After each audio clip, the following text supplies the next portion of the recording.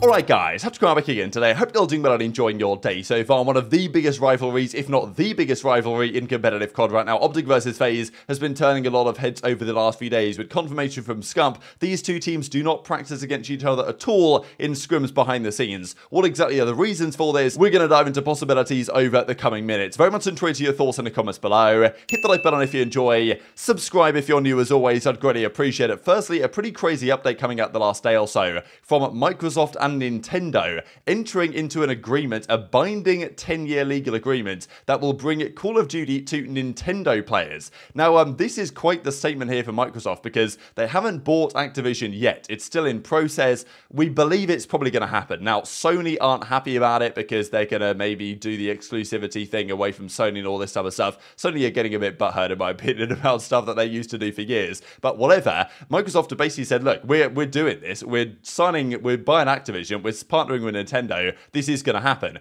Now, I'm guessing this 10-year legal agreement only comes into operation if the deal with Activision goes through, but nonetheless, they must be pretty confident that it is in order to sign something like this. So the implications of something like this, a Switch port or whatever, I don't really want to go into the details of that, apart from this pretty funny tweet here from, I think, Zenson did on the Breaking Point account last night, but it does potentially mean that we're getting closer to a world in which Microsoft's acquisition of Activision Blizzard actually does come true, and I think right now a lot of what we see going on, especially with what might happen with next year's game or this coming year's game, we don't really still know if it's a 2-year cycle, if it is not, because a large part of what Activision Blizzard might be trying to do is just make themselves look very good, ensure the revenues are very good and all these other stuff going on as well. So, you know, they don't really care too much about long-term profitability. They're maximizing their possibilities for present revenue, I think, Activision, to ensure that they can, well, make sure this deal actually happens and goes through and everyone gets paid, I guess, is how they're trying to make this happen at the end of the day, because that's what Activision are all about, baby. So, you know, there we go. That's the update on that side of things. We'll see if anything comes of that. There's also these rumors around the next game that's led by Sledgehammer Games. So, okay, the 2023 Call of Duty game coming out this year by Sledgehammer has been leaked. Now, whether this is actually a new game, we don't really know at this point. It's said that it's a full premium release. Whether this is just Activision buzzwords for the expansion pack for Modern Warfare 2 with all the new maps and stuff, so they can sell it as a full premium pack for $70, maybe, maybe not. Or they've said to Sledgehammer, look, get an actual game out here. Now, I can't really imagine Sledgehammer are going to be able to do this, right? Because Trek have been working on their new game for a few years at this point and doing things to help Infinity Ward actually keep their game operational. But Sledgehammer just made Vanguard. If Activision are now saying, look, Sledgehammer, you've got to make another one, Project Jupiter, when I think they were meant to be just working on the expansion for Modern Warfare 2, then, you know, it's going to be a disaster class of a game. There's no doubt if it actually does come out this year, or it is just an expansion. Now, the project name is apparently Project Jupiter. Now, I know people looked at this, and as Crone says here, you know, Jetpack's confirmed, it's official. We're going back to space, baby, like the Infinite Warfare game. But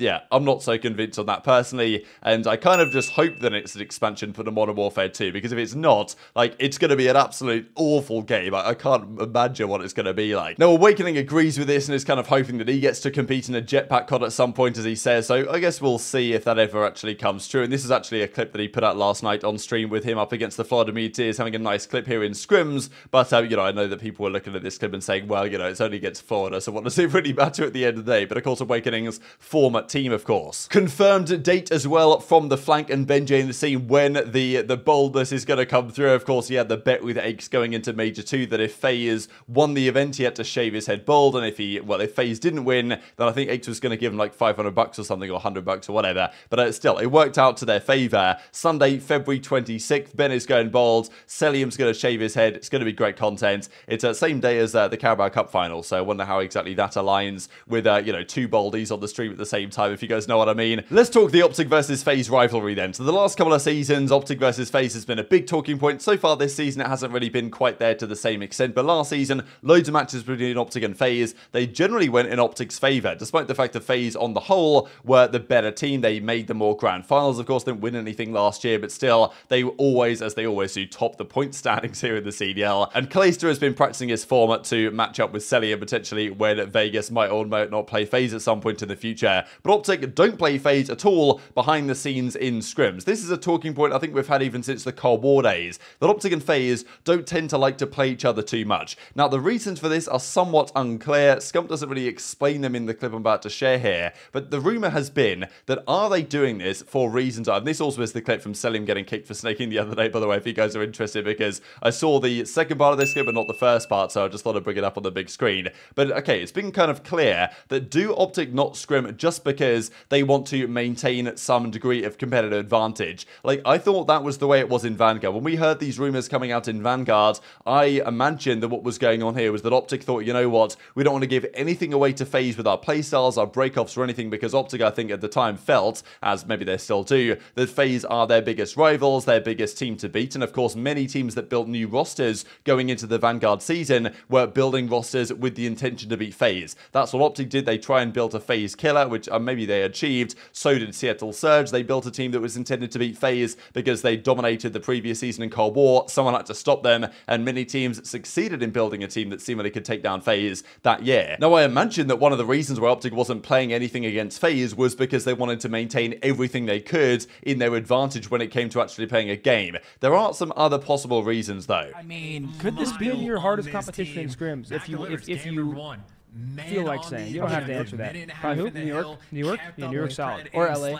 LA's up good too. LA Thieves? Yeah. Do you guys scrim FaZe often or no? Did you guys play them last match when we went to the major, I think? We don't play FaZe. We didn't play them often either. A very strong series. We didn't play them ever, actually. Really? Nope. That was literally the first thing I got told when I came here to the facility. They were like, we don't scrim FaZe. I'm like, what?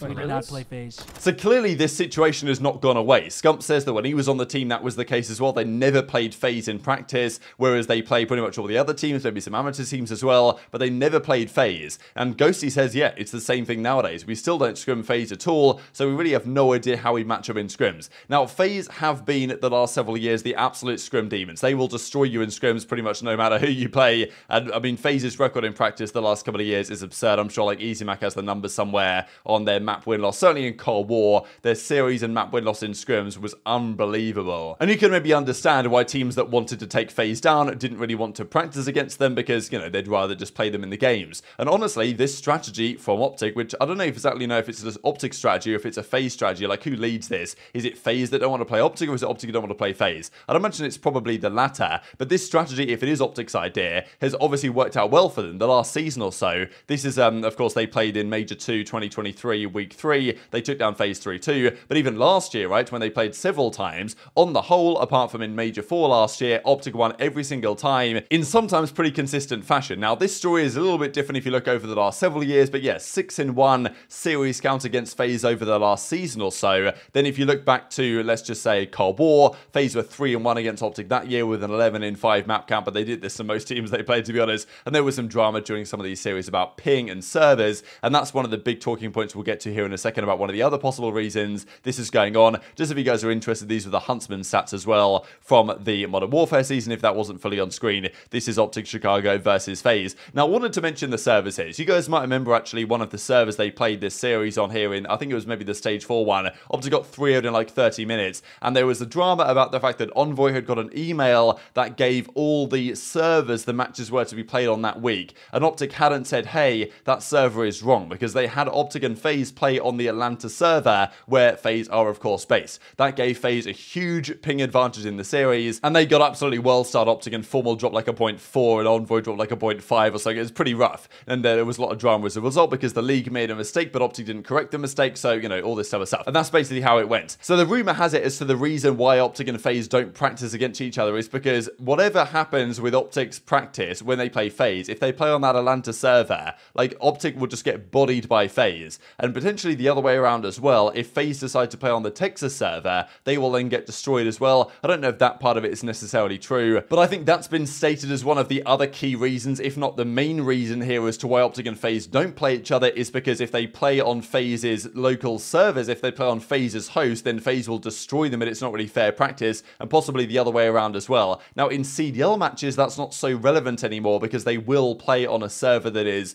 more equal between the two teams, and they will use the ping equalization tool, which apparently works, to make it work. But in practice, that isn't really a thing to play on an external dedicated server. You've kind of got to, someone's got to host it at the end of the day, and therefore that can apparently, in this particular situation between FaZe and OpTic, give one team a significant advantage, to which point it's not really worth practicing because it's not a fair environment. That's the argument. Maybe that's true, maybe that's not true, but nonetheless, it's been working out for OpTic generally so far, the last season or so, with not practicing against FaZe. So I do imagine they intend to continue this for a fair bit of time to come. So tweet your thoughts in the comments below. Also wanted to mention here from Cellium, these are, well, not from Cellium, but Brian Sats put these together, Cellium's stats over the last couple of years. These numbers are outrageous. Obviously a 1 KD plus easily for the last several years. But this is, I mean, look at the streak he's on right now. This streak since Champs 2021 of a 1.2 KD plus. Now, okay, Cellium's KD is always going to be good, the playstyle that he has. But to have it to be this good, this consistently, is absurd. Like, this breaks the record for the longest 1.2 plus streak of all time in terms of KDs.